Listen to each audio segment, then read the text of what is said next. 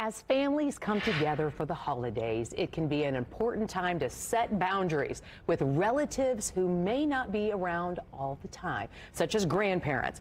Dr. Danielle Henderson is a clinical psychologist from IU Health. She says it's important to understand when to set those boundaries. This is a great topic right here for the holidays, right? Thank you. Yes. As we're prepping for family to come in, and like you were saying, people we might not see, might recognize we need to set some boundaries to help keep our family safe and well. And happy, right? Yes, and happy. So let's talk about those boundaries. What do you suggest? Give me some pointers. Well, I always think about noticing what's maybe kind of bothered me in the past, or if we spent some time together recently, what came up that last visit and why might that be? And so thinking about was it because someone was telling rules to my children that we don't really necessarily follow in our house, feeding them things that maybe we don't want them to have, or things that can come up in the holidays, buying gifts or toys, or talking about things like that that maybe we haven't established yet in our home. Yeah. Don't you think sometimes, though, especially new parents,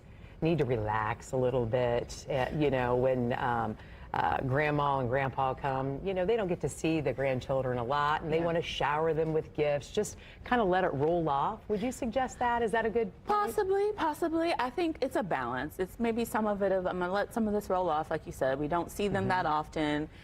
I think I was thinking about the intention, maybe having a conversation with the grandparents of, help me understand maybe why you bought those presents when we had said we're okay with presents right now, or you did this when we maybe had, asked you not to. Learn a little bit and then say, okay, next time can we try to do it differently this time? I feel unheard, I feel upset when maybe those things happen. Yeah. And I'm sure they just don't talk like how nice you are talking. I'm sure there's some yelling involved, right? It can be. That's why, when we're in therapy and in our sessions, we talk about those communication skills. The I feel statements can go a long way. Do you know what I think of? I think of Christmas Vacation. Yes. That's the dynamics that you see. Yes.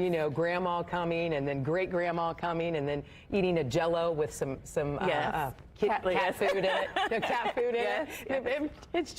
That's just normal, isn't it? The dynamics of that. It can be. And I think, we're laughing. However, when it feels like it's more serious, or there are conversations that might need to be had, that's really important, and just wanting people to feel empowered to express how they feel and what is needed in their home. Otherwise, you get to a dynamic and then you blow up like Chevy Chase did at the end. And crazy, right? Exactly. We don't want to go crazy during the holidays. No, then we're, expressing our emotions in ways we don't want to, and then potentially, these relationships aren't what we want them to be, when a couple conversations maybe could have helped it in the beginning. So if anybody has any questions, they can contact IU Health. They can contact you. They can. And they can also look on resources online. I know there have been a lot of articles recently about establishing boundaries with grandparents, so you're not alone in this, for sure. Thanks so much for coming in. This is a great topic. We could go on and on, right? Yes.